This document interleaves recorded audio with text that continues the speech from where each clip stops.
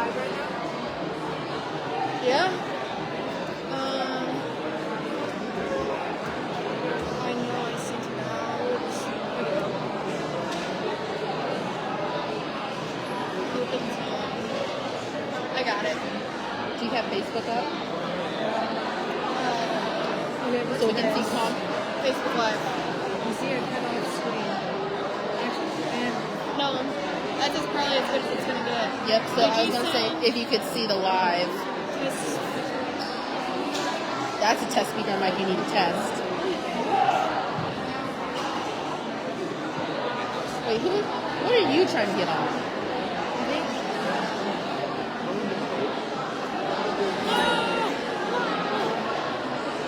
So I think, give me yours with Facebook and you take the one with Zoom.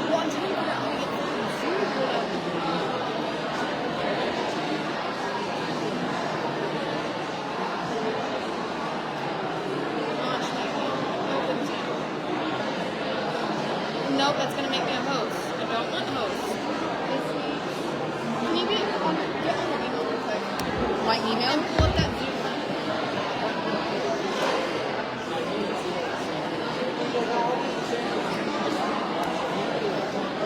She's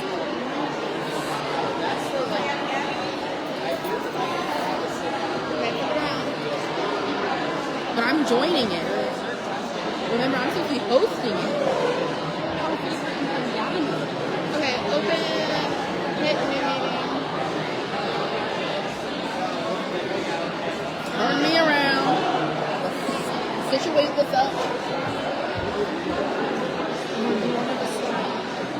Yeah, go ahead and wait.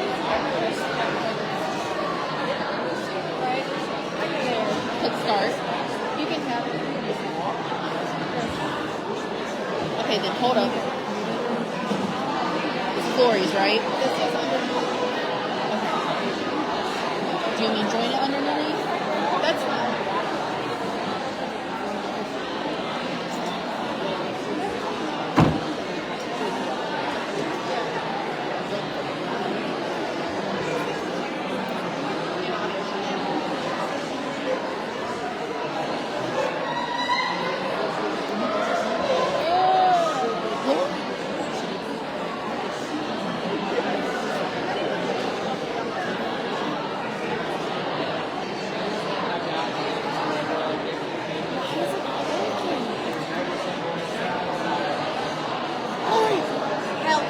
Help.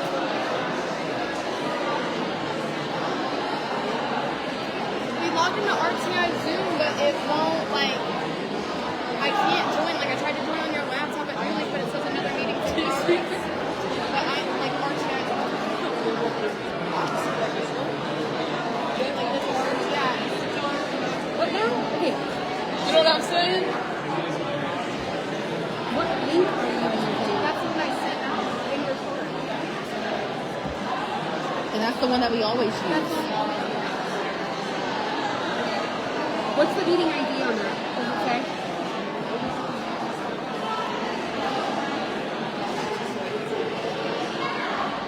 Shut it down, bring it back up, and see if you can get out of it. Were you signed up before it was let her in? No. Sometimes it does that.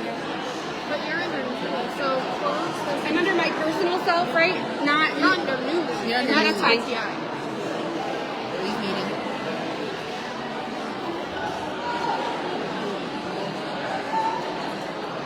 So there's nothing there. So I went to the email where I send everything. If it works, no, hold on.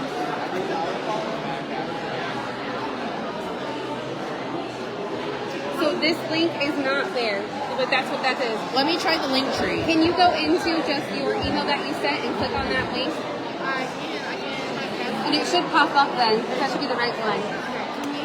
Wait, it's not here. Why not Zoom links are in here? Exit out of this.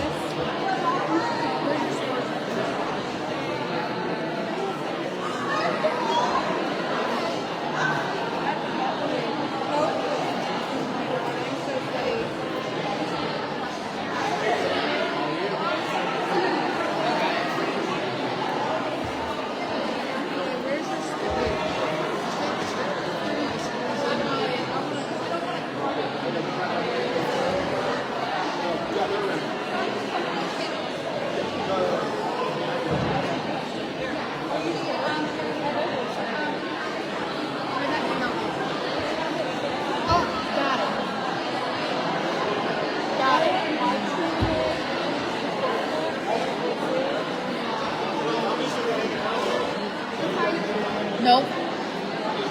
There we go.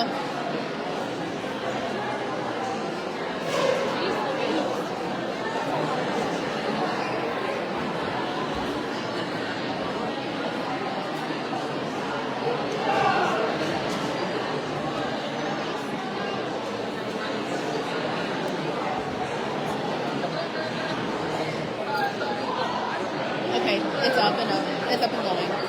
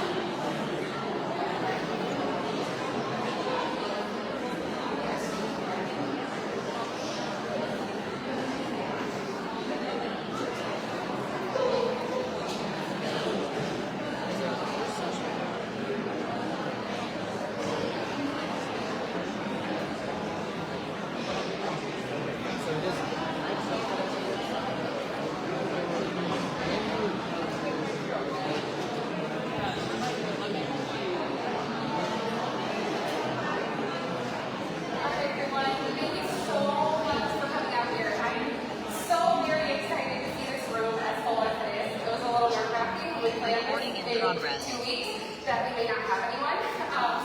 So happy to see everyone here to support the disability community here at board meeting. I'm going to start us off with some just general, information here. In the back, if you guys didn't get a chance to already, there are pre-written letters that you can read through and then sign. We have envelopes, stamps, and the address labels, so we can get letters directly out to the public comment, reading directly from the meeting tonight. We have one for clients, families, siblings,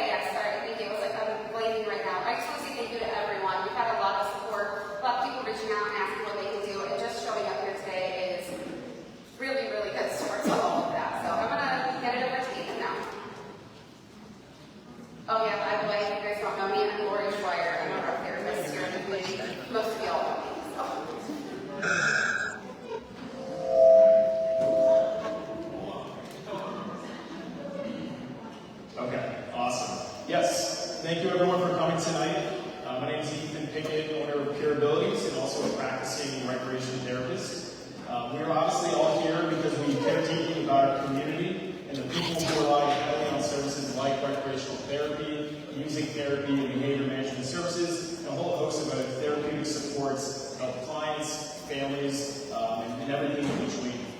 This proposal which brought us here tonight would take effect in January of 2026 if approved. This introduces significant changes to waiver services. This would be recreational therapy and music therapy. Each would be capped at 6 hours per month. Additionally, behavior management services would shift to an a la carte model, so a maximum of 12 hours per month for individuals who opt for continuous care. Tonight is about making sure everyone understands what's happening, how it can affect us all, and most importantly, how we can act together. You'll see advocacy stations around the room. I'm sure many of you have seen when you've walked in tonight. This would be with QR codes on screen and on tables. We have pre-written letters for clients, parents, siblings, community members, and RT professionals for support of and for recreational therapy. There are envelopes, stamps, and volunteers here to help you, so please take advantage of that this evening. Please don't leave tonight without taking at least one small step to make your voice heard. If you'd like a pre-written letter for any other service, like music therapy and behavior management, we highly recommend that you advocate for those services as well. And again, you can find that at the letter writing table in the back of the room. So let's discuss tonight's agenda and what that might look like. So tonight we'll start with a video of testimonials from many families and many clients.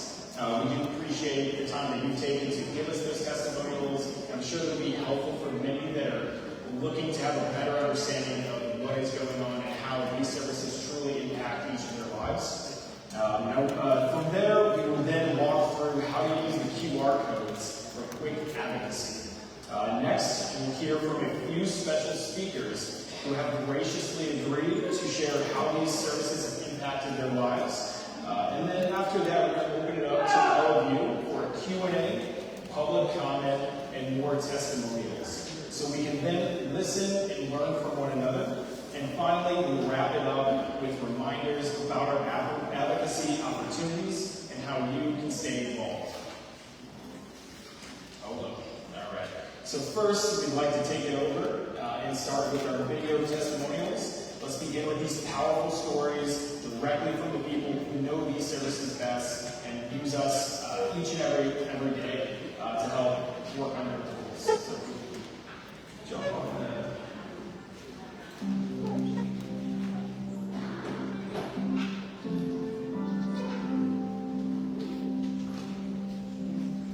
Hello, my name is Christine Lavender. My daughter, actually, has had a family support waiver for 12 years. When we were finally able to get it, after an 8-year wait, we were told that there was a set dollar amount available to use from a provided list of services, which was multiple pages long. We have used all of our funding every year but 2020 due to COVID. We were told that it was alright for the HCBS Settings Rule that we could choose whichever services that we felt were best for our daughter as long as it was within the budgeted dollars for our budget year. We began with music, respite, and PAC. However, the respite and PAC we have gone through multiple people and agencies. Then, in the fall of 2021, it was suggested that we try RETH therapy. This would be an individual with a degree, which also means that it is someone who has more training to work with people who have disabilities. I asked what a RETH therapist does. The explanation provided was, recreation therapy is about using leisure activities to promote wellness. It can cross over more than any other setting due to they have a community instead of a facility. They offer one-on-one services and can have literally years to work towards the client's specific goals. The music and RETH therapy have been the best fit for our daughter. It took 8 years to finally find the best and right fit for her. We still have the same music therapist that we began with, as she is amazing. She has incorporated the ASH's goals, same goals as were in her IEP when she was in school, like working with coins, reaching across her midline, standing up and down while the music is playing, working with learning how to how time on a clock, colors, and shapes. The list goes on and on from there. We continue to be amazed at all this time how music is so much more than a beat, a song, and an instrument. RETH therapy works with Ashley, walking so that hopefully she will be able to do this again without assistance. Swimming, going to zoos, baseball games, hockey games, movies, working on flying and gross motor skills, interacting with others, thinking and problem solving by utilizing puzzles and games, cooking skills, going to the same thing as a quote non-disabled person can go. A perfect example of this is the Night to Shine Prom for the disabled. RETH therapy is such an important service for a disabled person. It allows them to feel as though they are included in the community. Also, even though our daughter is not verbal, she definitely has her way of communicating and showing her emotions. She is always so excited for both music and RETH therapy. She gets so very excited for her sessions to begin. She is sitting at the kitchen table ready to go when music therapy arrives. With RETH therapy, she knows that she will be going out in the community and is waiting by the door to go. All of the pictures that you are currently seeing in this presentation are from her RETH therapy and music therapy showing the things that they do together. One of my favorite sayings is we believe there's no such thing as special needs. We all have the same needs, but special are the solutions. Each person on a waiver has the same needs as a person not on a waiver. However, each person on the waiver should continue to have the right to choose the special solutions for them that are available on the waiver.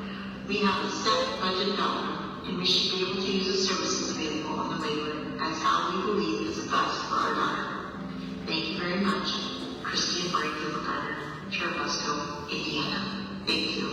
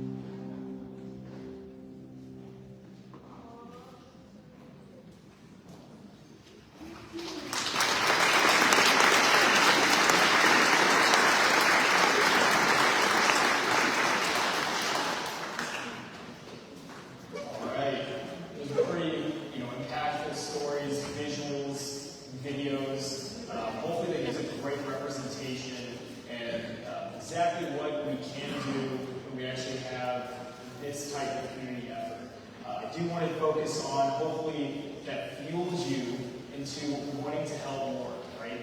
Focusing on this cause, and there's an opportunity for us to help advocate by utilizing some of these QR codes. And what we can focus on here is looking at this screen and around the room. You'll see these QR codes that you can scan with your phone.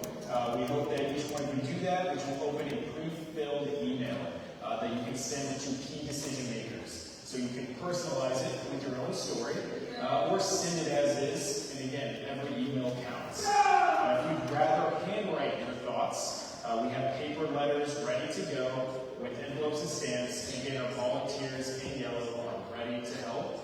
You can find that in the back of the room. So let's take a few moments here to hopefully get some scanning going. If any of you haven't, or if you need help, just raise your hand and we're happy to help along the way.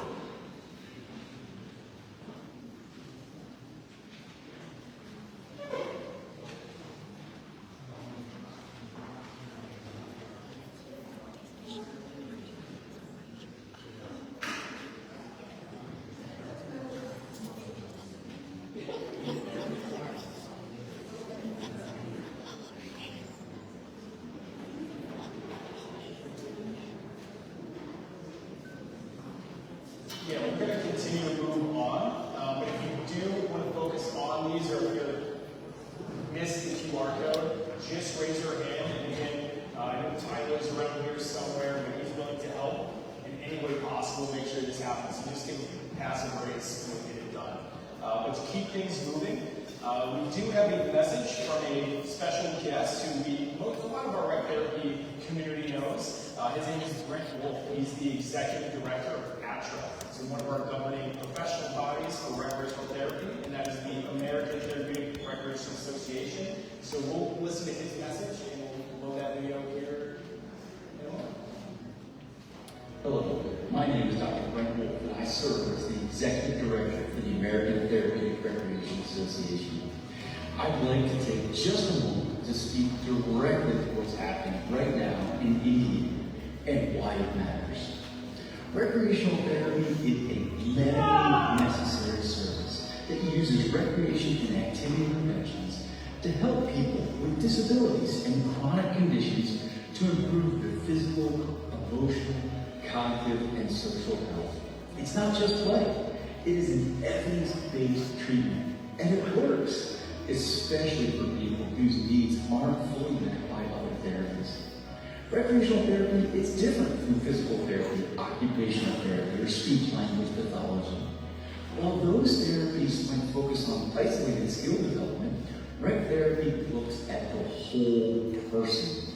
It helps individuals apply skills in real-life settings, helping people build confidence, increase independence, and improve their overall quality of life. We help people live fuller lives, not just complete exercises at a clinic.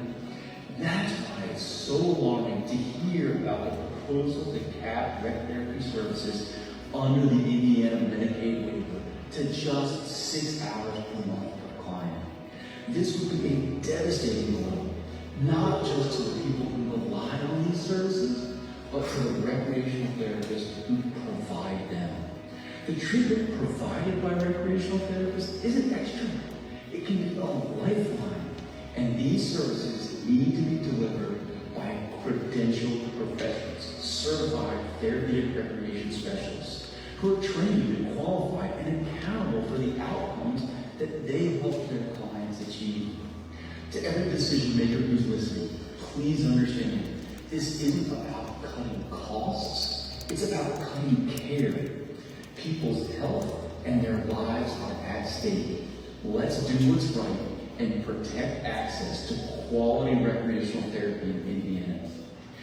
ATRA stands for the support of those who rely on recreational therapy, and we stand shoulder to shoulder with the recreational therapists in Indiana who are fighting to provide the care that their clients need and deserve. Thank you very much for your time.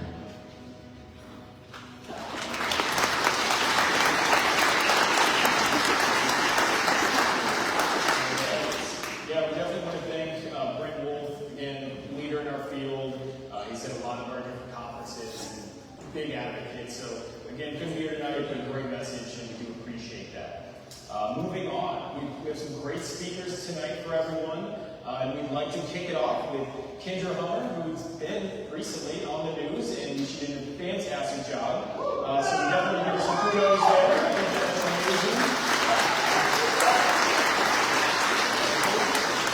She is an active recreation therapy recipient, so we'll hear it from her firsthand. So let's welcome Kendra.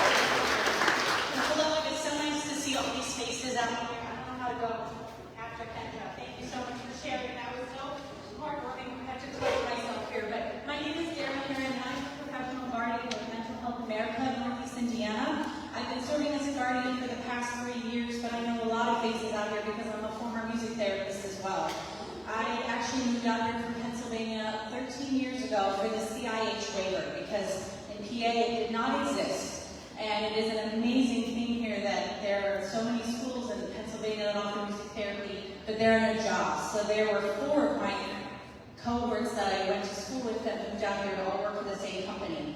So music therapy is so important as well, but I found it was not my journey, and I switched into social work and then became a social worker. So I know both worlds. But Mental Health America, we serve over 150 clients in 11 different counties here in Northeast Indiana. We are court-appointed guardians, but we are paid through grants through the government so that we can provide guardianship for those people who have disabilities or are considered incapacitated but have no family or nobody to advocate for them. So we as guardians rely so much on our rec therapists, our music therapists, our behavior consultants. Our job when we get guardianship for waiver clients is to create that team. Because I am not their family member. I don't know their background history. I am just there coming in to try to make the best decisions for my clients. So I rely so heavily on my rec therapists because they are the eyes and ears. They go in and they see my clients 3, 4, 5 hours a week for some. I have rec therapists that are helping them to prepare meals because their staff might not have time. We have a lot of staff turnover in our provider homes. I'm sure many of us know that. So thanks to our rec therapists, music therapists, behavioral consultants, they're in there letting us know as guardians, hey, we need to file an IR, somebody's not being taken care of, this happened, staff wasn't there. So they are the ones telling us and reporting IRs. As a guardian, I have very little power when it comes to reporting things. We can say things like go to people, but the rec therapists can actually file those IRs and we can get that information so we know we got to make some changes. As guardians, I have the power of saying I need to move this provider or I need to change this therapist or that therapist, but we're there to help make sure that the rec therapists are coming in and taking care of our clients. So having any of these cuts is so detrimental to all of our clients because we rely on them. These are our teams, these are our eyes and ears. We are not the providers. We are the ones getting the information, gathering, and making the best decision we can. But I'm gonna call Trisha from New Leaf and say, what do I do? What are you seeing? I'm gonna call my music therapist with Aspire and say, what are you seeing in the house today? I'm gonna call my DC and say, hey, can you work with your rec therapist because we need more of this out of the community. So anything that we can do as guardians, we're trying, I'm here representing my company. Like I said, there are 4 of us. I know some of you case managers, rec therapists, music therapists, we are here to advocate for you guys because you are our voice for our clients. So thank you for inviting me tonight and do whatever we can to say it again.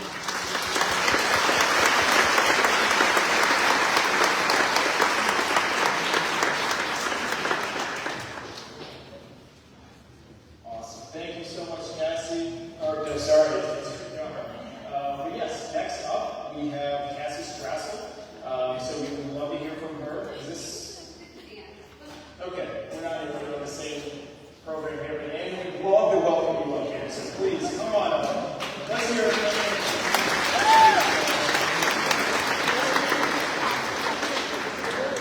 So I walked up because that was my name. So I apologize for my mentor.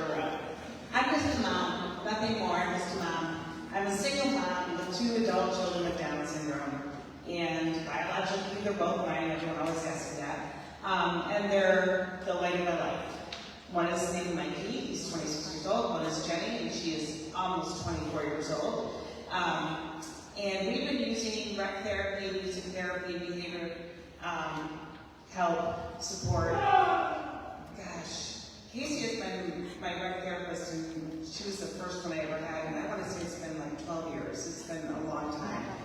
She's a member of our family, and for us, my daughter Jenny is who I want to talk about the most because in Fort Wayne, there's very few services available once your children graduate high school. There's not very many day programs. Michael was lucky enough to get into a day program. Jenny has not been able to get into day programs because there's no room. And even with the day programs, most of them, there is a huge turnover of staff. So I look at Casey, she's been in Jenny and Michael's life forever. She's our family. And she knows Jenny better than anyone other than me. Sorry, looking at my notes. The other thing is between rec therapy and music therapy behavior, they are reliable and they're always there and you can always count on them. I signed Jenny up for voc rehab a year ago. And since I signed up, I have tried 3 different companies and I've never met with a person more than once because the changeover is huge. That doesn't happen with educated therapists who are doing this job with passion and love, and it's not a job. It is a love and a drive. For Jenny, she works with someone it's about 12 hours a month. She has 2 rec therapists that she works with. And again, I have those hours, and that's what I choose, because Jenny Unfortunately, without a day program, is home alone a lot. I work full time, as a single mom I have to, and so I hate that she's alone so much. So the rec therapists take her into the community. They have they take her to the pool and to the zoo and to Night Shine and hockey and Disney on Ice. They've done so many different programs with them throughout the time. But the most important part of that is the goal setting. They set goals, they work really hard with my daughter, and they achieve those goals. That's never going to happen with an untrained, unqualified, uneducated person, which is what they're recommending that we take our hours with. And that is never going to work. It's never going to make a difference in the life of my daughter or my son. One of the things I just want to point out, we were talking at our quarterly meeting, and I said, I'm so frustrated with Boca that rehab. She really needs to do a job. She'd be very good at it. I know she would. So Casey brought her into nursing homes, and they worked with the activities director. And Jenny went like 4 or 5 different times, and Casey helped her learn what she needed to do and how to be successful in that setting. If I had 100 Caseys, my daughter would be so lucky. Those therapists are not babysitters. They're who I want my children to be with. They set those goals, they monitor them, and they achieve them. There are very few opportunities for my children, especially after high school. These people help them, they love them, they challenge them, and we cannot lose the only programs that make a difference in our children's lives. Lastly, I just want to say they're not a number. They're living humans who serve the world, but the world fails often to help them be successful. I do not support the reduction of hours for music and rec therapy, as it will have a major negative impact on my children. These children and adults need highly qualified and educated adults working with them all the time.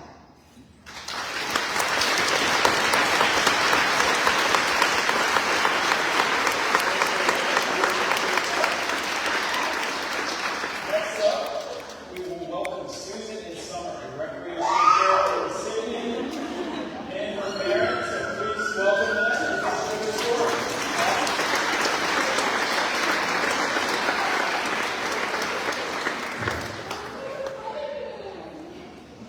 Hey, thank you guys for inviting us to be here tonight and to speak. We were asked to just tell a little bit about Summer's story, and I'm a note person, so I'm going to read most of it, but there will be some probably off the cuff with my partner here, Summer. So Summer was targeted for the family service waiver after being on the wait list for 10 years.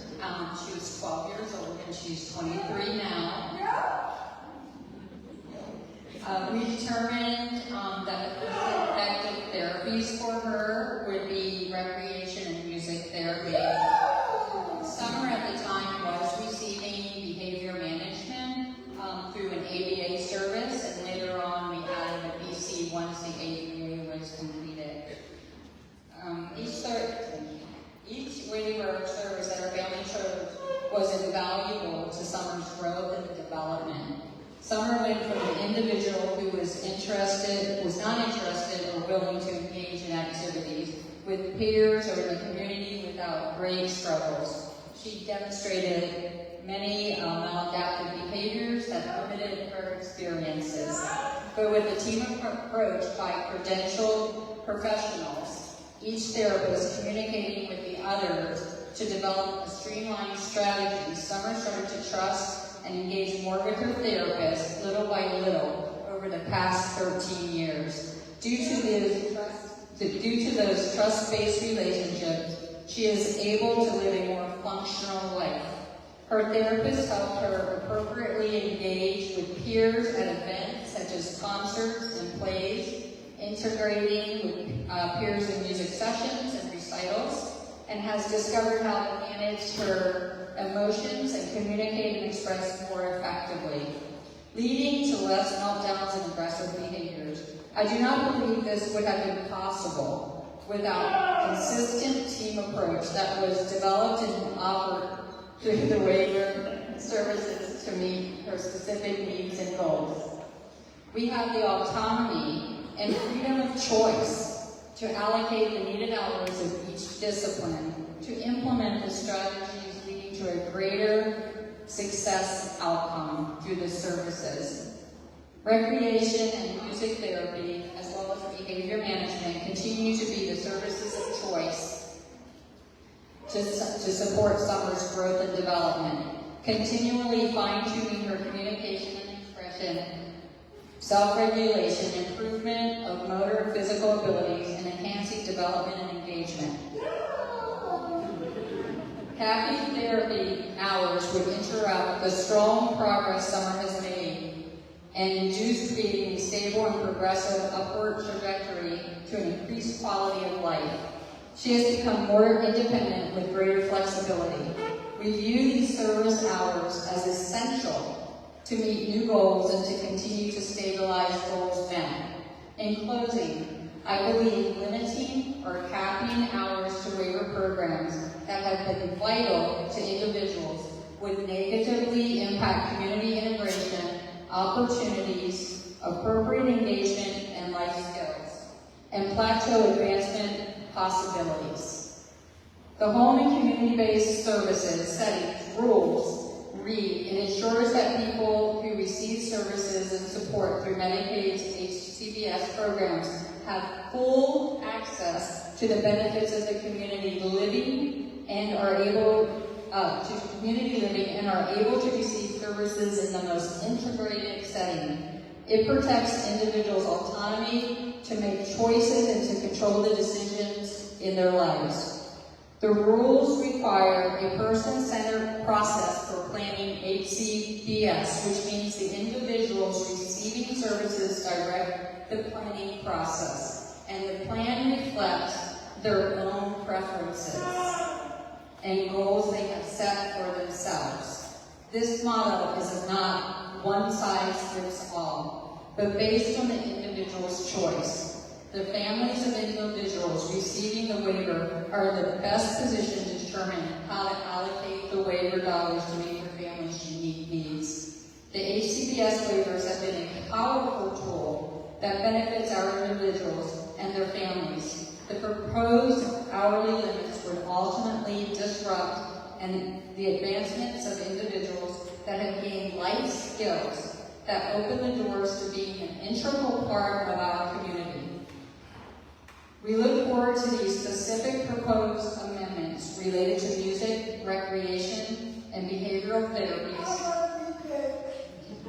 to be quashed, leading to a path of continued success for these valued community members. Thank you.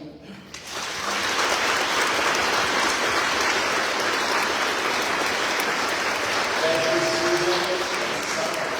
We also have one more guest speaker, and I'll let you. So we're going to have a change out real quick. Instead of Cassie, we're going to have Josh Salt for our case manager. So that's what I'm Thank you, Josh, because you just are all on the spot.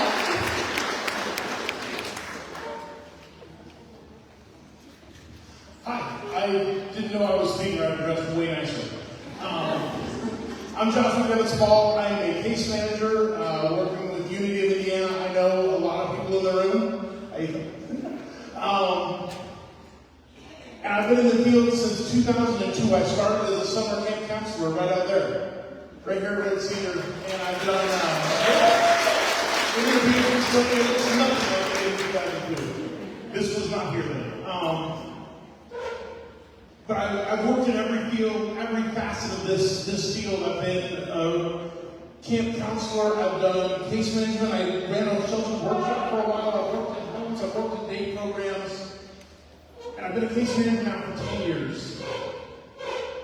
And honestly, the three services that have made the most impact in most of my clients' lives are music, rec, and behavior management. When I saw these changes coming through, it devastated me. I'm going to let you all in on a secret that some people might not know yet, and I might be upsetting some folks that know me in here. I'm going to be a behavior man. I'm going to be a behavior consultant in about a month. I'm leaving base management.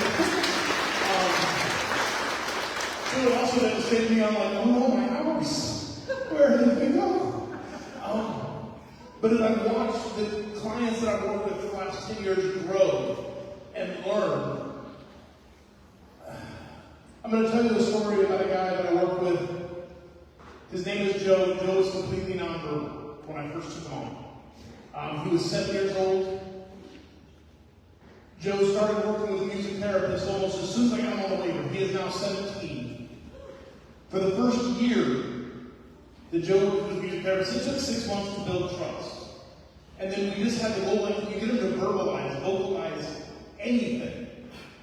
She brought in this instrument. It was the craziest thing I'd ever seen. It was like a tube with a drum head and a spring attached, and I didn't know what it did. But he started mimicking vocal sounds into this tube. Joe had never spoken before. He had a quarterly last week, and we decided to designate a guardian because he is so well spoken. He talked to me through the entire quarterly, told me all about all the great stuff that he's doing. That was a music therapist that did that.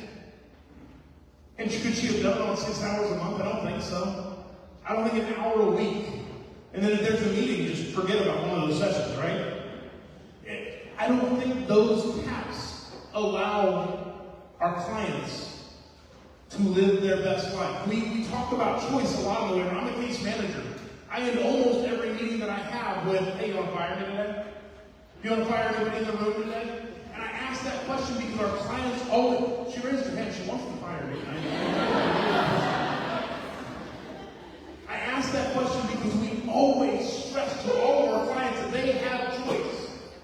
And this is taking their choice away. They have the right to make a decision how to spend their family support waiver budget, their CIH waiver budget, whatever that looks like, it's their choice. The government requires that it be their choice. That is part of the CMS and HCBS rules. And for the FS to say to be taking that choice out of our clients' hands is ridiculous and wrong. They cannot do this under the rules as they are currently written. We have to stop allowing lawlessness to rule in this country. We have to stop allowing this to be the way that we handle things. Well, they said we can't do it, so I guess no. We have to stand up. We have to take action starting today, starting July 8th. We should have started 9 days ago. Taking action, standing up and saying something now to stop them from doing this. I didn't plan anything, so that's all I got.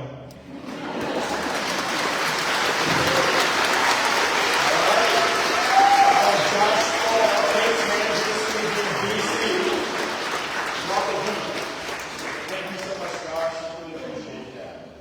All right, so next we'll now be leading into our Q&A, our public comment and testimonials, right? So I want to again thank all the speakers that we just had. Seriously, it takes a lot of guts to get up here and speak your truth. So thank you again. But now we'd love to hear from any and all of you. This is your chance to ask those questions, share your stories, share your concerns. But before we do that, I'd like to take a chance to introduce some of the panel members that we're also going to have tonight and up here this evening. Some of which you've already met. We'll start with Kendra Hunt, the Recreational Therapy recipient. We have Ann Miller, parent of 2 children who received recreational therapy. We have Cassie Strassel, waiver case manager. Lori Schweier, co-owner of New Leaf Recreation and recreational therapist herself. Kayla Chapman, also recreational therapist here at Camp Red Cedar. And we're going to follow this order to help guide tonight's conversation. So first we'll be discussing kind of the budget and funding and what that might look like. Services, changes and impact with that second discussion. Third, effectiveness of these therapeutic services. Fourth, questions from parents that are here tonight. Questions from clients that are here tonight. And lastly, general Q&A to any and all of you, or just basic public comment. I do have a couple of rules here. When you come up to speak, or if you prefer to stay, where you are, that's totally fine. Let's just at least make sure, we give those individuals your undivided attention. And we're going to try to keep those questions and comments for at least 3 minutes or less. I'll be watching. So let's be respectful of others and just make sure we give everyone a chance to be heard. So thank you very much. And it sounds like once everyone's ready here, we'll let them take away with it.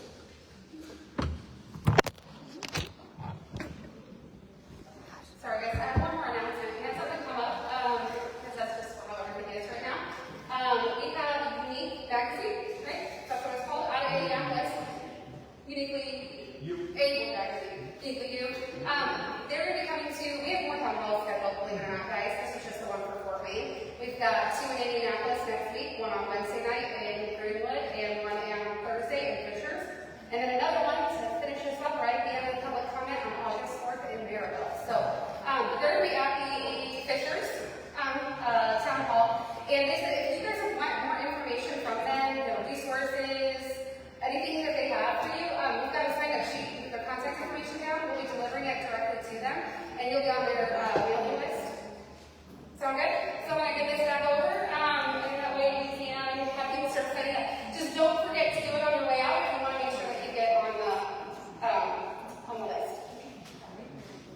And write legible, please, so that people can see.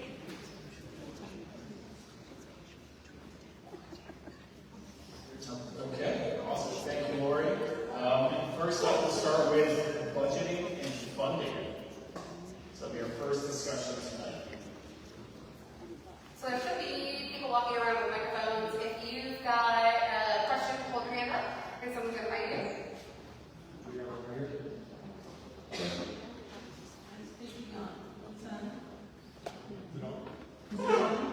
Yes, okay. I'm speaking on Rec Therapy proposed changes. My name is Jan Hoffman, and I'm also speaking for my husband, Ken Hoffman, and our son, Kevin Hoffman. We're very concerned with the proposed changes for Rec Therapy sessions. Our son has severe, profound mental delay, and he has had great success in expanding his world through Rec Therapy sessions.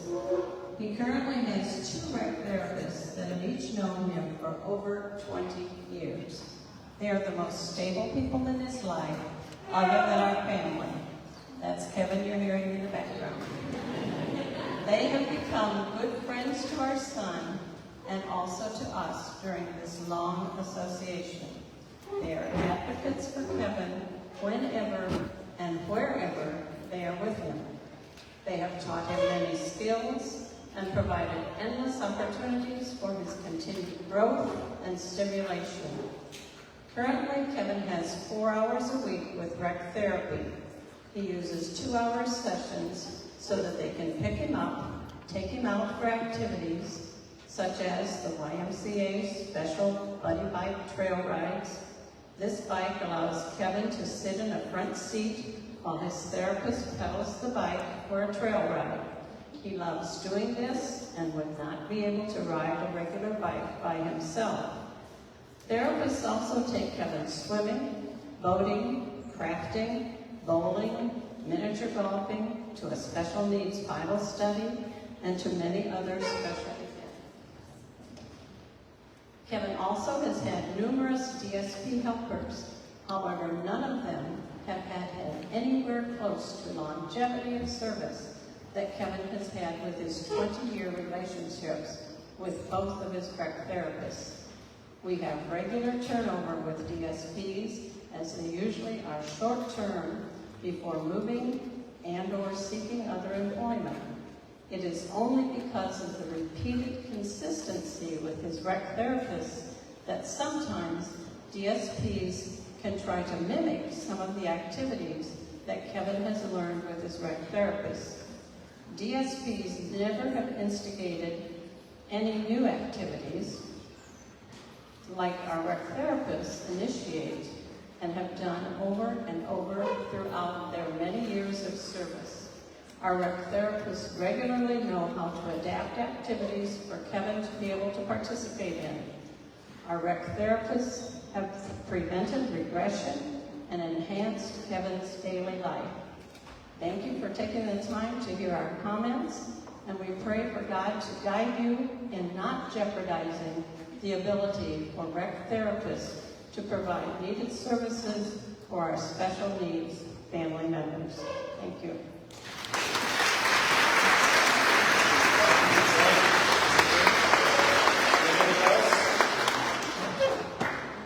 How does the community-based services roll out in this?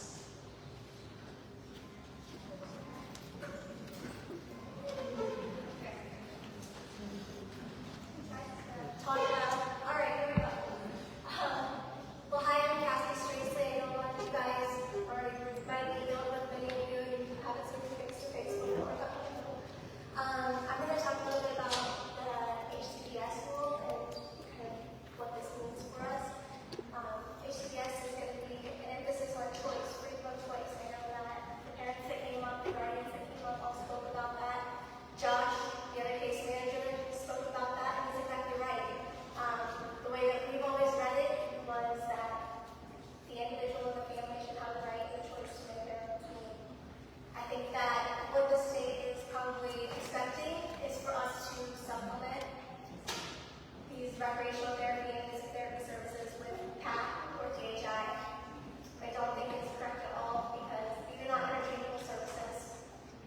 These are skilled workers working on, I didn't go to school to be a recreational therapist. I don't do the assessments. I don't do the level of evaluation care that they do. So I do really depend on them and our meetings to be helping us figure out what the best goals for the individual is. So with that being said, how does it allow for it? I believe it's going to be through supplementing these other services, but the other thing is just that we haven't expressly prohibited it. And that's what I'm hoping we do tonight. Thank you, Deb.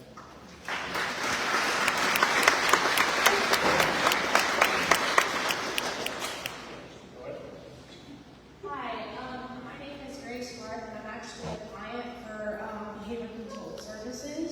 I have a small waiver, so I only get short amount of hours with my my guardian, my caseworker, and my behavioral consultant. And when I found out this, I was very devastated. I've been trying so hard to get the big waiver so I could get the services that I need, and like the red therapy and music therapy, because with all my mental health and everything, music would always help me express my feelings. My art would always express my feelings. And it's been very, very hard for me to express my feelings when I don't have those things. And Michelle's been is my PC, and she's like family. She's been with me since I was 16, and I am about to be 24 now. And it's kind of very, I'm devastated, and I just want to fight for this because if it wasn't for her, I wouldn't have the things I need. So, thank you.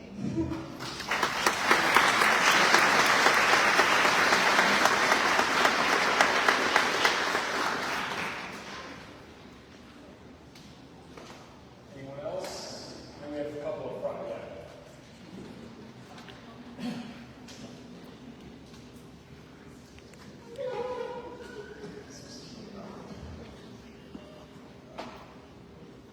Hi, so my name is Camp Red Cedar. I'm a thing. I'll be looking at my right foot to say hi to her if you want, but I'm a client. And when she told me about this, well, I was about as frail as someone that just picked the hornet's nest and wasn't expecting to get stung.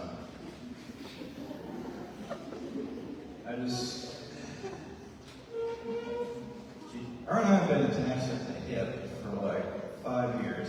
I came up here in 2020 from Texas. That's why you thought your the accent. Not the point, but just when I heard about this, it was just like, why? Why are we deciding? Why is the law deciding to put a cap on like the services that Gabby provides? Well, not just her, but for everyone else. And I've just been kind of dreading it because I'm like, good God, if But if that happens, so like right for every, who knows what's going to happen with like those that provide behavior consultant services, and I feel like we need to like straight up no. And I think we should counter my counterpoint by saying, instead of a cap, why not an extension on funding and everything else?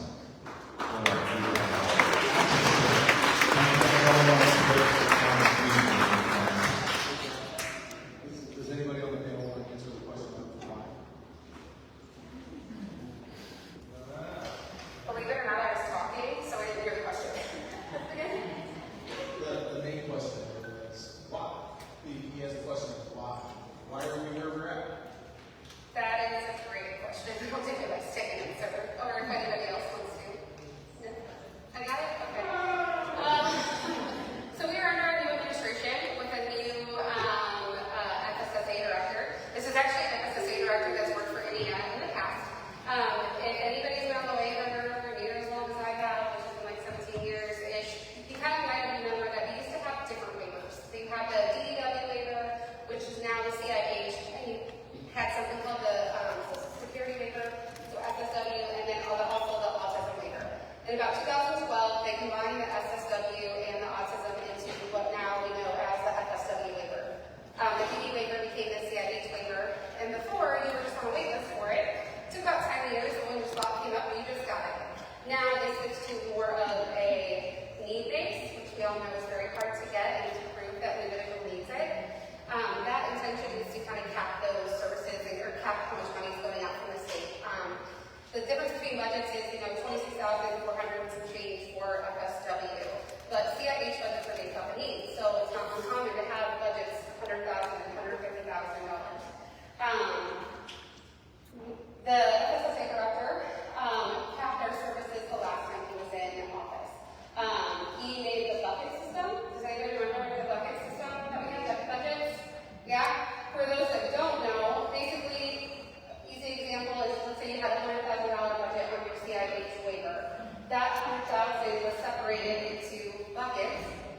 Your residential services would get $70,000, so 70%. Behavior management would get $20,000, and then what they consider your day services, so recreation therapy, music therapy, day program, grows the last $10,000. We no longer have that model because a family appealed or filed a suit with the state of Indiana. They lost originally, but the ACLU helped them, and they were able to win in an appeal back in 2016. And that appeal is what forced the state to give us the open budgets we have now.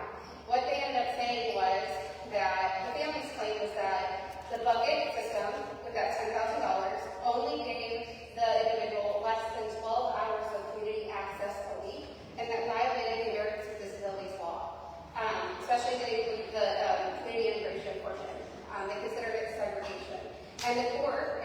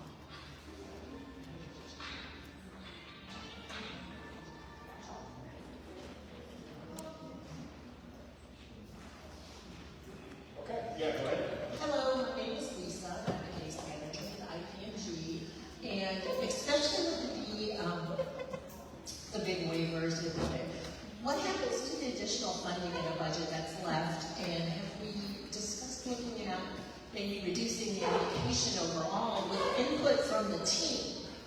You know, the team, the families know the clients best, and there might be places that budgets could be cut, but it should not be a one-size-fits-all. So I'll answer your question about what happens to an allocation if it's not totally utilized. So our services are funded both through federal funds and state funds. We're more heavily funded through federal than we are state, but if a budget allocation is not utilized in total, it goes back to, you know, the federal side goes to the federal government, the state side goes back to the state government. The interesting part though is it doesn't go into the Medicaid fund. It goes back to the general fund for both, and can then be utilized for anything the state would like it to be used for. So we don't have, it's not like, you know, we don't use Medicaid services this year, so we have an add to the Medicaid fund later on. That's not how that works. So.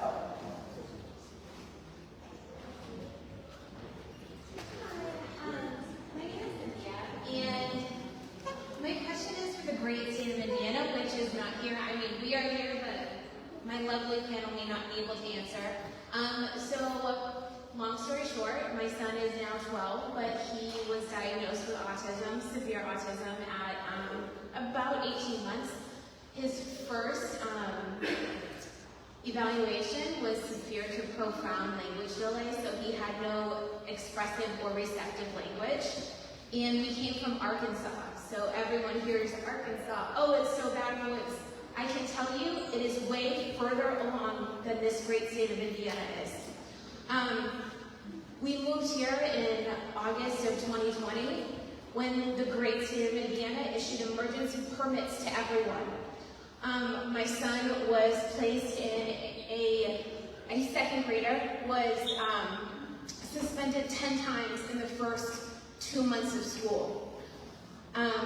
Luckily, there is not just one, but a lot of, I guess, great things about Indiana. We did have school choice. And now my son is actually in a school that actually cares about him. We also have the waiver with a behaviorist that actually cares about him. My son is very smart, but his behavior creates problems with that. He is the person that will look on expiration dates and say, this is only 3 months out, it is not safe to eat.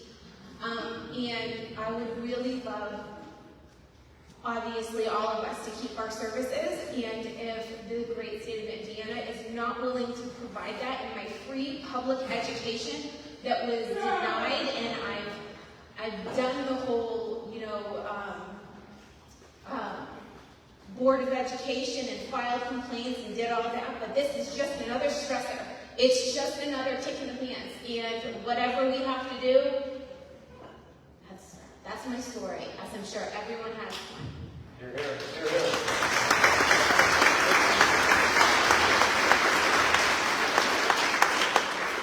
Anyone else? Yellow and red. Hi, my name is Lisa McGowan. I have a daughter, Jenna, who's 27. Prior to when she turned 6 is when we actually applied for the waiver. She finally became eligible for it when she was 15. Governor Daniels was the one that freed up the money. The prior governors were the ones that froze the money and didn't allow this. So coming back to this deja vu of only limiting so many people to participate, I feel for the families that have to deal with that. Governor Braun has chosen to get rid of the D and the E and I, and he's now on to terminology that has merit. There's three other innovation, and there's another one.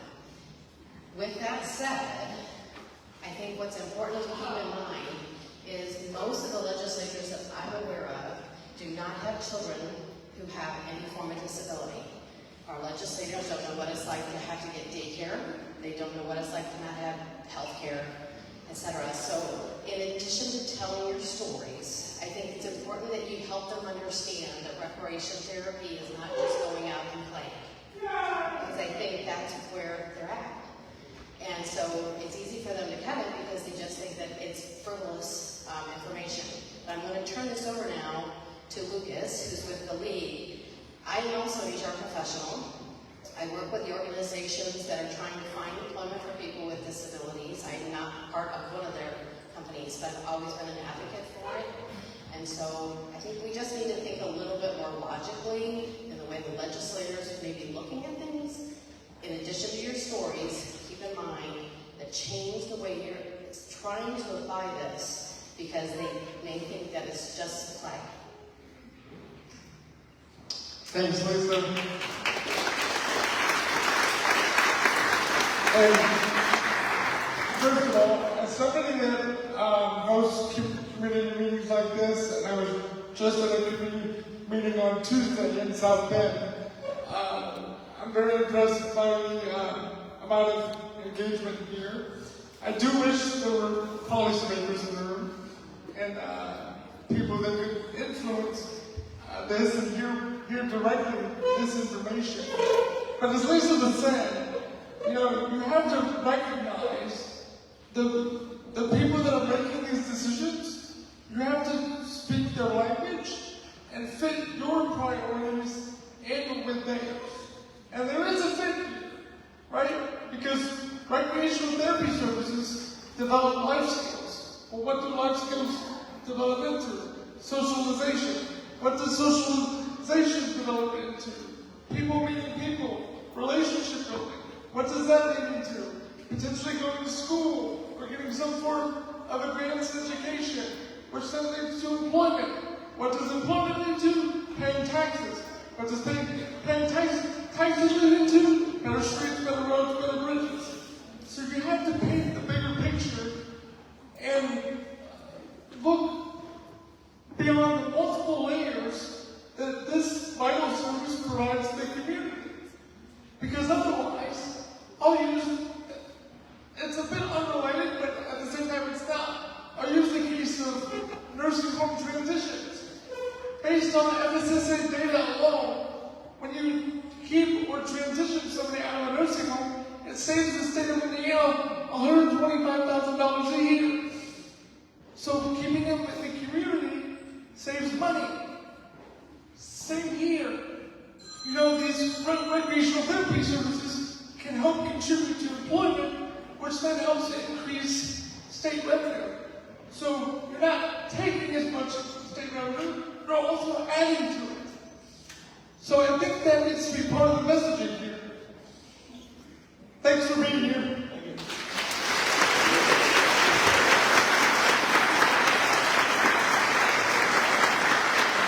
So I had a meeting on Tuesday when we went to town hall in South Bend for the Indiana State Independent Living Council, and he had been telling me about the Inclusion Institute, and I was wondering, could you tell us a little bit more, especially about the Leadership Academy, where people can learn to be advocates?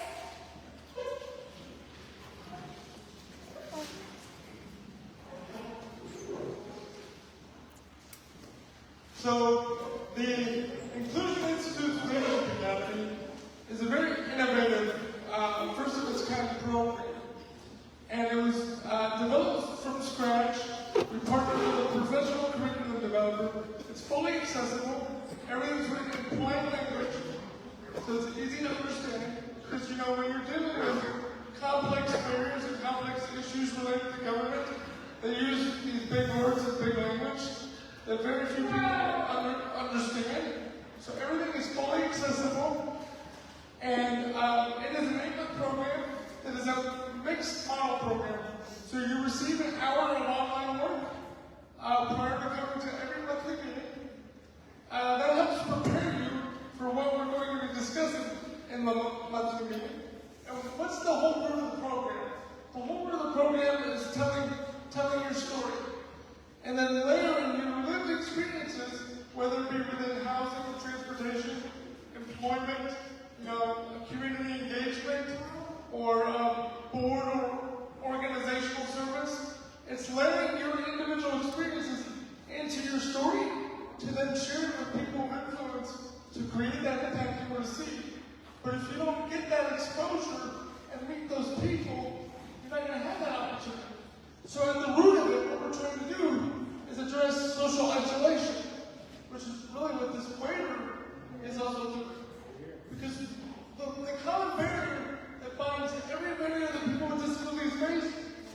isolation.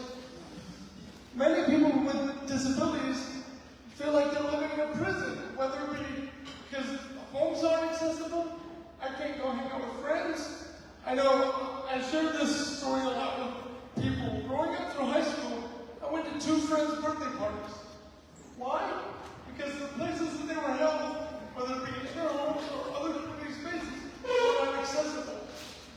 Think about that from a social isolation standpoint. It hinders your ability to develop those social skills to then, as Lisa so eloquently said, she's an HR professional. Think about how that impacts your ability to interview and just talk to people and sell yourself to apply for a job. So really, this program really focuses on addressing social isolation, getting people involved in the community, and getting people connected to other friends and other peers.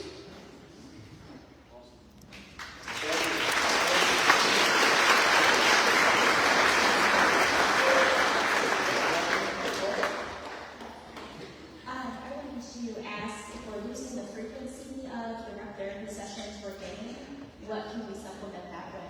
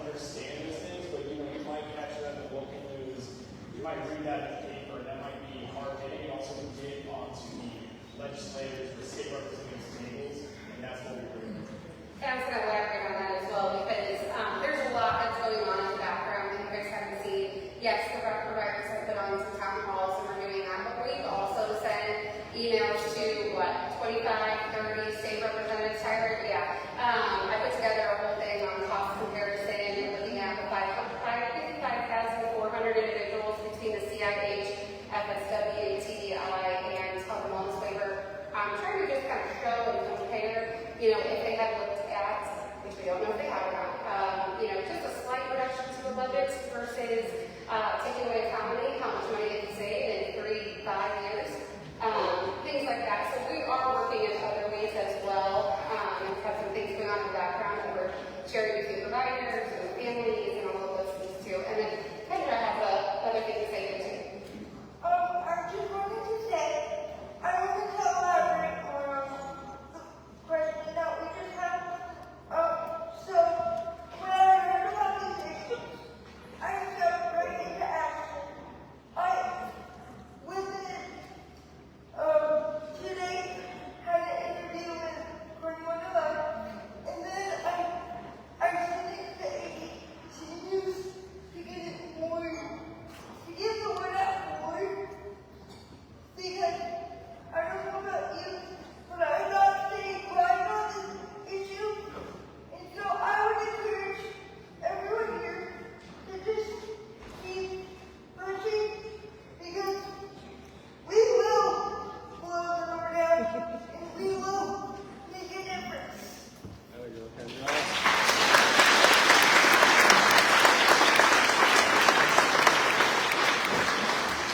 Hi, my name is John Sheehan. I'm a behavior consultant and a board certified behavior analyst at the Indiana ABA Institute. They're also cutting ABA as well. Now, they're going to say that they're not cutting the budgets, but that's disingenuous because the 3 services, behavior consulting, music therapy, and recreational therapy, the only other things are basically respite, and you have to provide them on staff. They're low paid, they're hard to keep. That's going to be a third of your budget, even if you max out the other 3. And what they're going to do is then say, well, we didn't spend it, so that money goes back to the general fund. But we didn't cut your services, we just gave you no choice. I'd like to thank Camp Red Cedar because this information is not out there to the public. It's not even out there to the therapists. They cut us off from actually accessing the portal, the state portal, on June 27th. We just got back this morning. So we don't know what's going on either, really, for the most part. But what I do know, having seen the video announcing this, is there was no input from therapists at all. We were just told this is going to roll out January 1st. There happened to be a behavior consultant representative of about 400 behavior consultants who was there.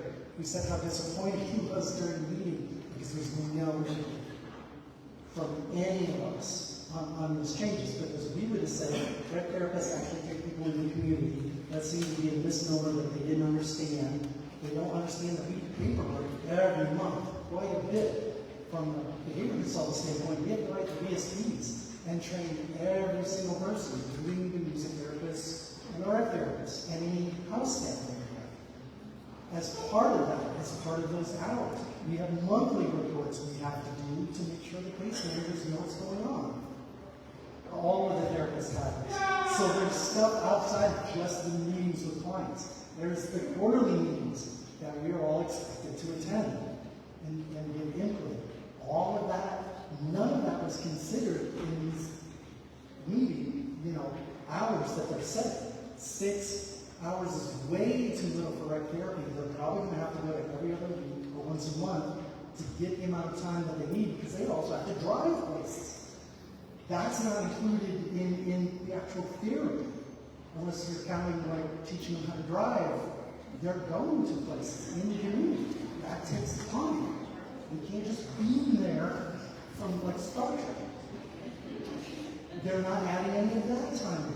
Now, the behavior consultants actually get a little more time. We actually got 12 hours rather than 6. But I have clients that I do 30 hours a month. And I get calls at midnight, 3 in the morning to go de-escalate things that involve the police. So in cutting that to 12 hours, you're going to make their houses not only the quality of life less, you're going to make them a lot less sick under certain conditions. Because I have some clients that have a lot of behavior problems, and that's why they have a lot of behavior units in many cases. We didn't think about this.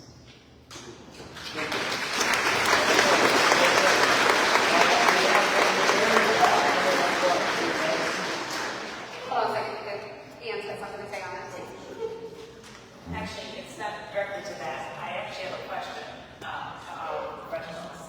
Is this going to go up for like public review? How's the final decision going to be made? Who's making it? Is it the legislatures? Are they voting on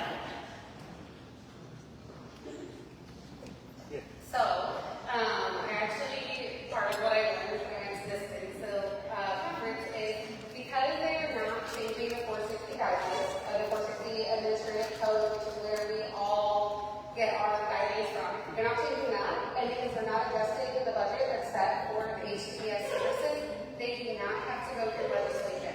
This is an FSSA decision that they get to make. It is required by law. They hold these 30-day public comment periods. Then when that closes on August 8th, there'll be a 30-day debate period that they're supposed to release and publish all of the public comments that they receive. So every single letter that we send, they are supposed to make public. From there, they're supposed to make adjustments and changes to align more with what public comment says. And then it goes to some Center for Medicare and Medicaid Services at the federal level. So one of the other advocacy efforts that we are doing is our reach out to Brent Wolf that we heard from earlier, who is our executive director of ATRA, which is the National Organization for Recreation Therapists, and asked him if ATRA could step in on our behalf and start working with CMS. Because not only do we have the opportunity to stop this at a state level with these public comment periods, we also, if for some reason they don't listen to us, which I'm hoping they don't, because I haven't heard a single person for this, but let's say that they don't listen to us, CMS has to get the final approval, and that is their rule that the state of Indiana wants to eliminate, break, whatever you want to say. So we're putting effort into CMS as well, so the state can't just say everything's golden, everybody wants this, and it's all great. They're going to do it for us too. So. The lawsuit that happened before, isn't that, aren't they asking for it again? So I'm going to answer this question because it goes along with this, and I also asked this question on Tuesday to state, there was a Indiana state representative, Maureen Bauer, out of the South Bend area, and Senator Skowski, I'm not sure how to pronounce his last name, but I asked that question. I literally laid it out for them and then asked, has this been taken into consideration from the state, and are they ready for the legal ramifications of the decision if this moves forward? And they said, the state really doesn't care whether or not it violates rights, and they get involved in costly civil lawsuits often, but the precedent's already been set, which is in our favor. So we've also been in contact with the original plaintiffs of that lawsuit, and they are reaching out to the ACLU for us.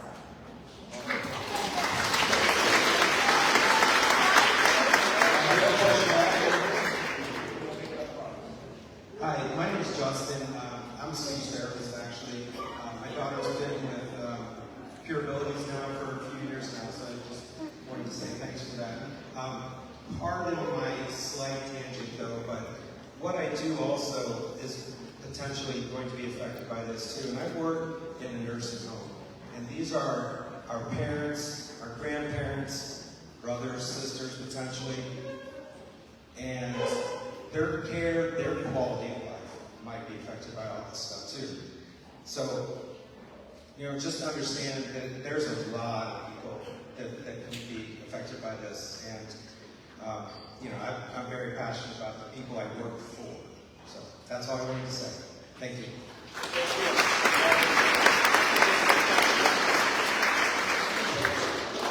I think you already answered this question, but just want clarification. What would the 6 hours a month look like, and how often would you get to something like that? I'm going to let someone else answer, so you get tired of talking to me.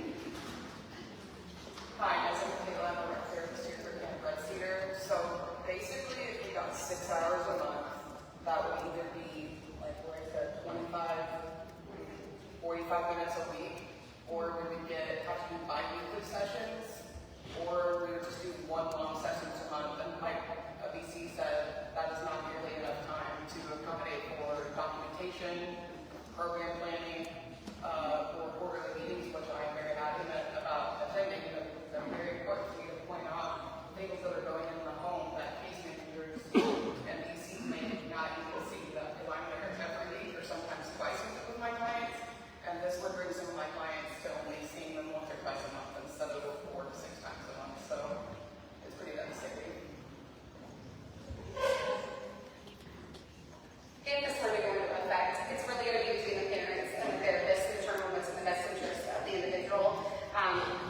my company, we've been instructed to offer every other week sessions and have like a week A and a week B to best accommodate people and make sure they're getting into the community. But it is really truly between the families and the therapists to determine the best schedule for them. I want to mention too that it's possible always for private pay, because they're always just depending on what agency. If this actually does go into effect, but you really value your therapist and what's going on, those could be options. We talk to those owners of those agencies, and I know that doesn't work for everyone. It might not be in everyone's budget, but we may have to be creative here to make things work if you really value the person that you have in your life and the service that you're receiving. We have right here in the middle. Yeah. Hello, I'm Karen Schulberger. I'm the Vice President here at Camp Red Cedar.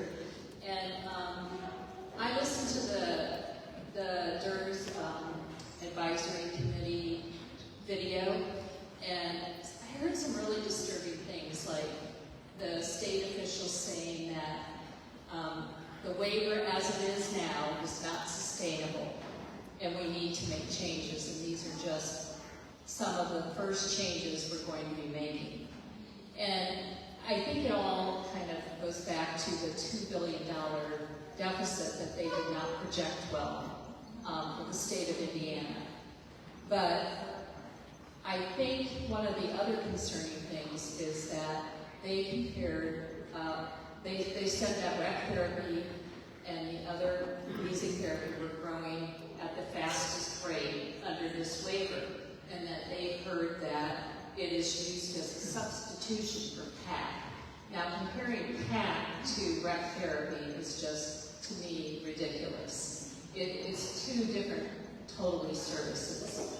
But I'm concerned about that. And then they also said that we found out that services aren't as often in the community as we thought, and it's more of a facility-based service. And that's not true either. There's some services that you do at a facility and some that most you do in the community. So I think that's some of the assumptions the state is making that are incorrect, and I'm wondering how we can get the word out there about these misunderstanding, these statements that the state is making. I fully agree that as someone who used to have that and now I work there, PAC is extremely different from rec therapy. When I had PAC, I didn't have goals. With rec therapy, I have goals that only other use. PAC, I only got to use once every couple weeks. With rec therapy, I get consistent community time, socialization, and I get to build confidence and to elaborate on the private options. As someone who has a waiver, that is what the waiver is for, to get these services. Without the waiver, I wouldn't be able to afford any of the services I have. So this is detrimental to everyone, but especially to someone like me who thrives on community outreach and community interaction and social interaction. It will be devastating for me as an individual and for someone who is my own guardian. I think everyone should have the right to choose what they use their services for.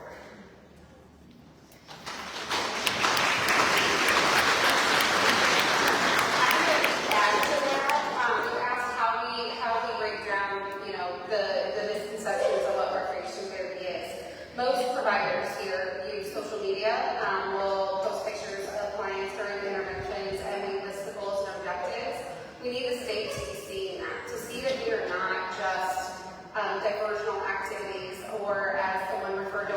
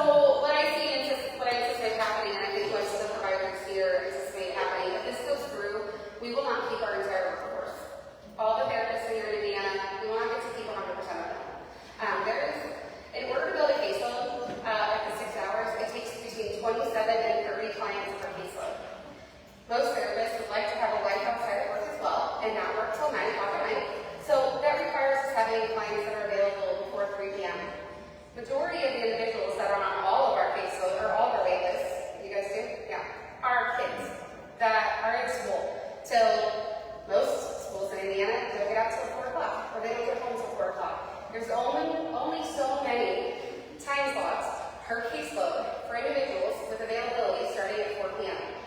What I anticipate happening is we would lose therapists, unfortunately.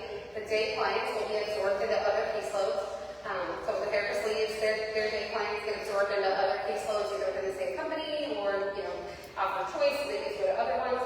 And the after-school kiddos are going to go on a wait list. And we're going to see that wait list balloon, specifically with that population. Because there just isn't an ability to build entire caseloads off of kids that are available only after 3 or 4 p.m. I want to add to that real quick too. From a lot of the larger providers, and the talk of how it has really grown recreational therapy in general, and obviously a lot of these other services. Many of you that are here tonight that I know personally are not from Indiana. You moved from out of state. That's a big choice to make. And if you moved here for work initially, and now you're around and you've met and built these relationships, how difficult of a decision. But obviously, it is a job. I expect to that point, it very well could be that those therapists, with the lack of work, might have to make a choice and move back to where they, from. So that's a reality that we all have to take into account when making these decisions. I know we have a speaker. Hi, my name is Jen. I have 3 now young adults on the FSW waiver. We've been on the waiting list back in 2008. Anyway, I am a rec therapist, so I did a lot of what they needed. I got to see my children learn how to speak, learn how to function because of the activities and the things that I did with them. I'm also their advocate.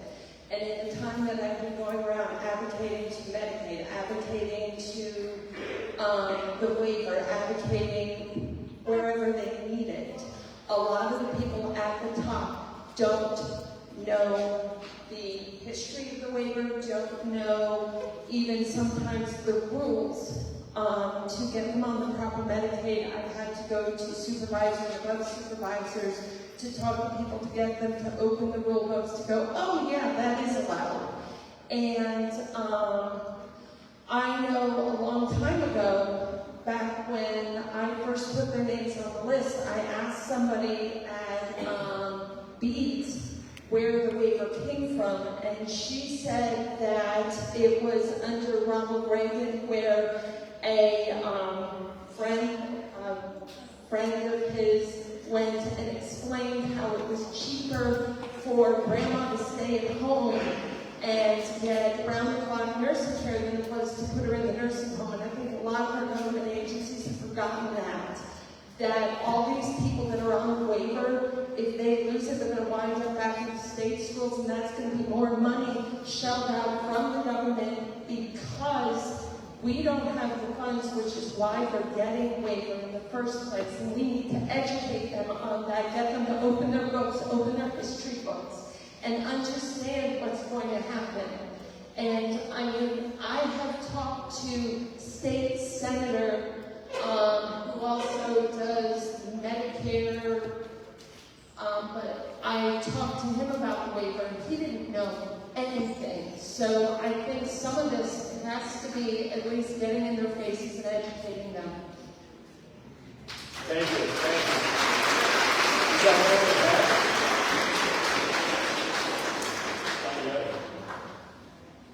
How is this cap going to negatively affect the companies that provide services and the ability to retain the professionals within them?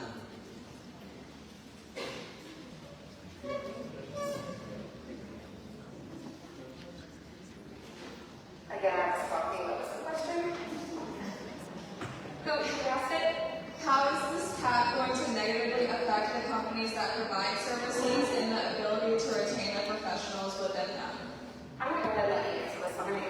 I don't think they're tired of hearing from you. Let me go first. I have a microphone. So, the negative impact, obviously, with the cap of services and funding, we understand as companies that there's going to be a relationship that exists between what we're able to do with providers, contractors, services. Okay? But I really, really, really want you to understand that the impact is with the people that we serve.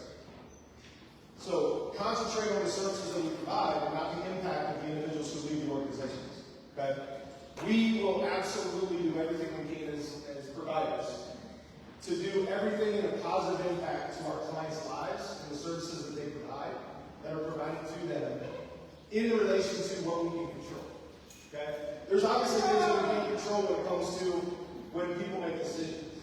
Okay? So the impact that we have as far as professionals, as far as whether people stay, your therapist leaves, those are things that we can't control.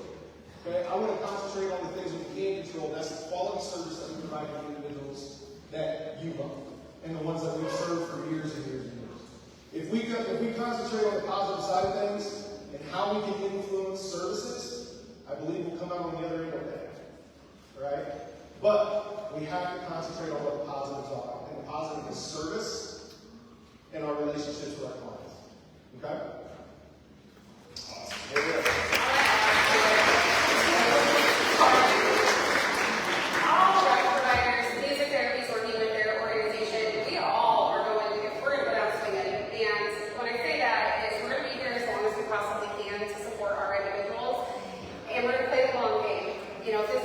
It doesn't mean it's over. That ACLU case took 4 years to overturn those budgets, but it happened.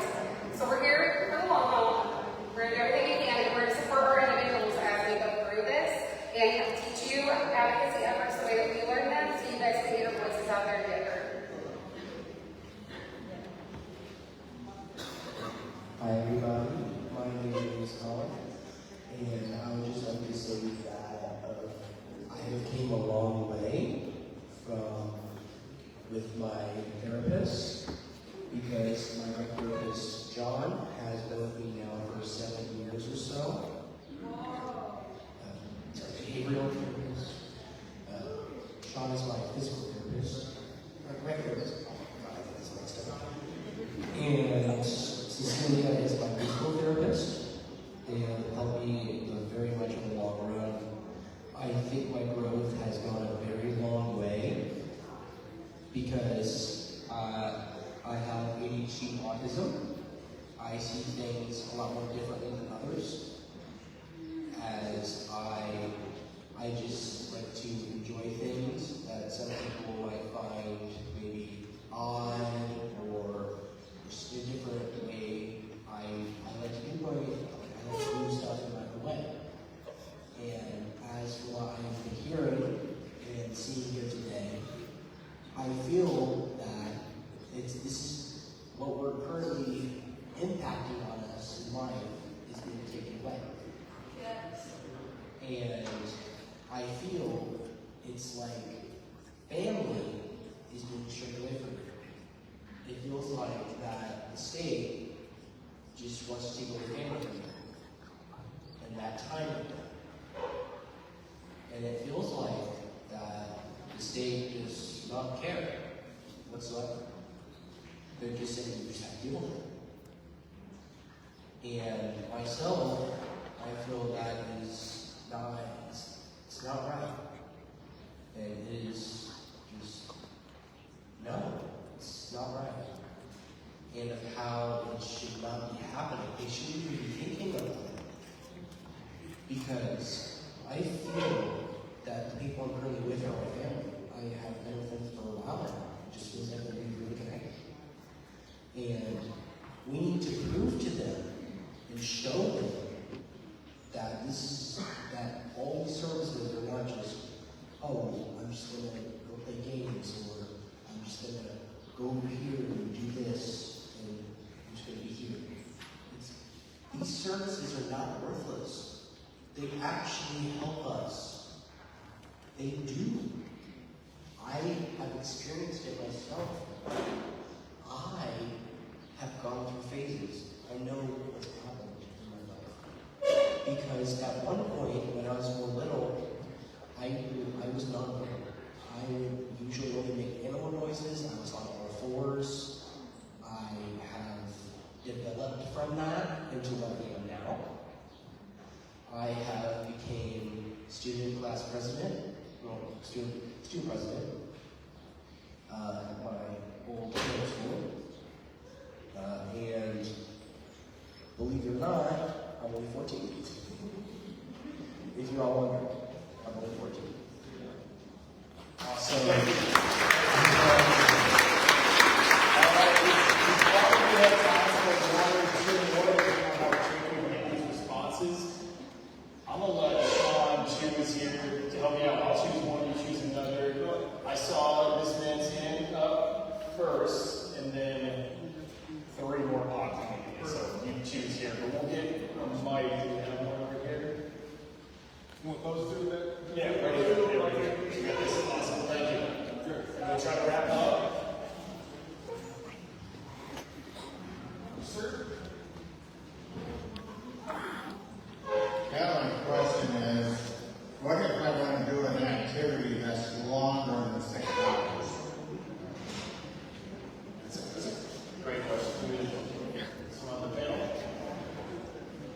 Hi, it's Caitlin.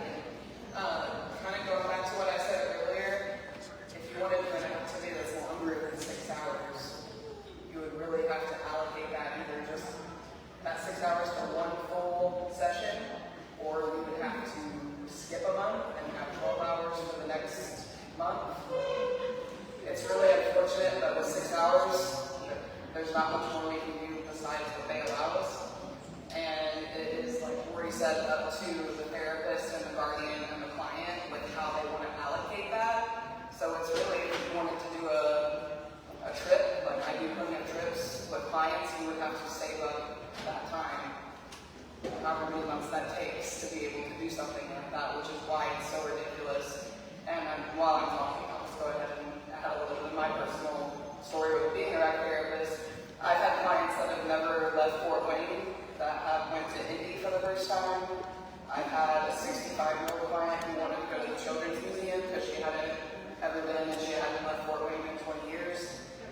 I've had a client who was in his 30s who really wanted to go on a cave tour, so I took him to a cave, an adaptable cave tour.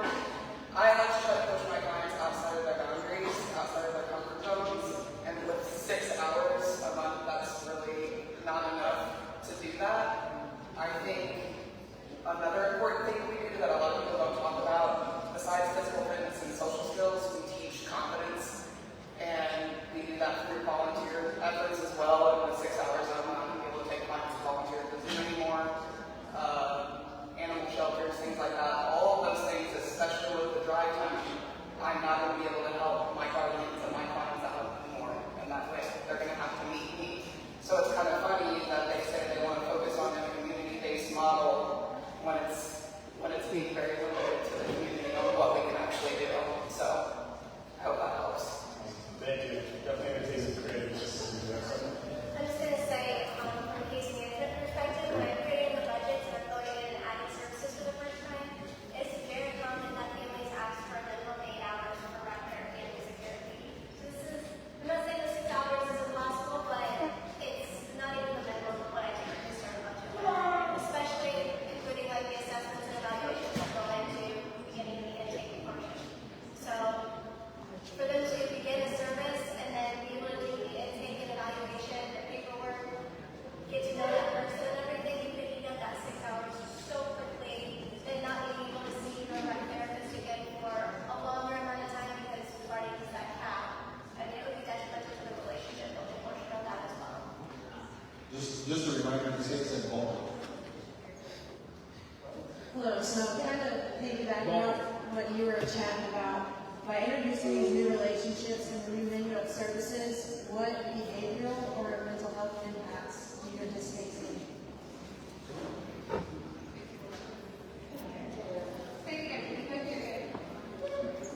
So by introducing the new relationships with the new menu of services, what behavioral or mental health impacts do you anticipate seeing?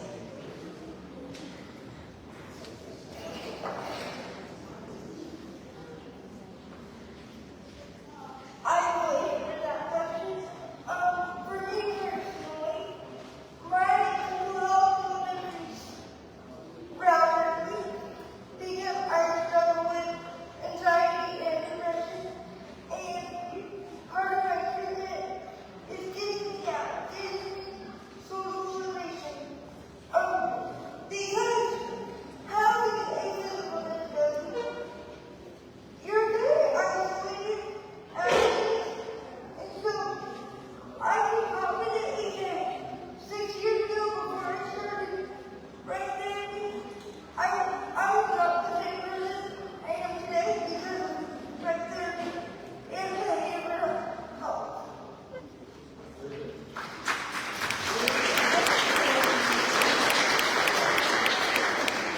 Okay, my name is Elena Huffman. I have Down syndrome and stuff, but I do that and music therapy. I also do performance and stuff, and everybody in my family sees me perform. And I was literally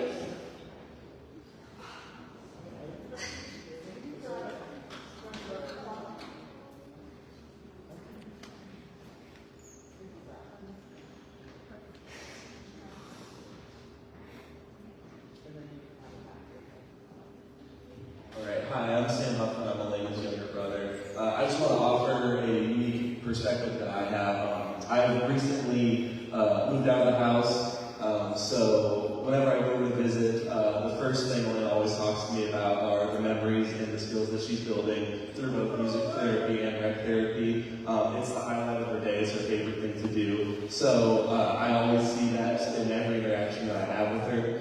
Elena's a social butterfly. She's always been that way. And these offer those avenues to continue that outside of education and allows her to continue chasing after her dreams and goals and becoming more independent that way that she wouldn't be able to do without these programs, living at a home with two parents that are working full time. So these obviously mean a lot to her, and we're willing to do what we need to do to help support and keep Elena happy and others happy.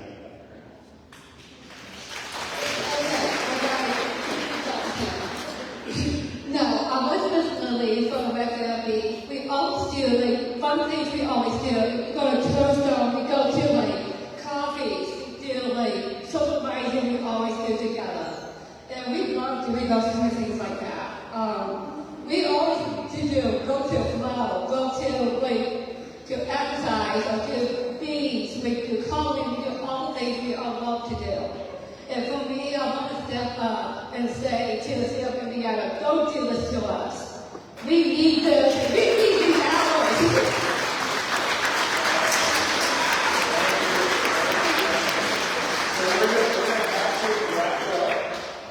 So I do want to thank everyone tonight for being here, showing up, speaking out. I know many of you still have a lot of questions. I know we're getting to the end here, but a few of us will be around. If you want to find us on your way out, definitely do so. Ask those questions. Hopefully we can answer those to the best of our ability. I do want to mention, before you leave, please visit the advocacy stations over here. Scan the QR codes that we had up earlier, and it will be around the room. Making sure that you fill out some goal sheets that we have. Write a letter. Again, we have this available to you now, and we can send this out on your behalf. You're always welcome to take some of these extra letters home to your friends, neighbors, loved ones, or any other community members that you work with. And then again, just as a reminder, together, obviously our voices are stronger than we can see tonight. So again, I want to thank everyone that came here. I want to thank Camp Red Cedar and the Advocacy Task Force that helped put this together to be really big. So thank you.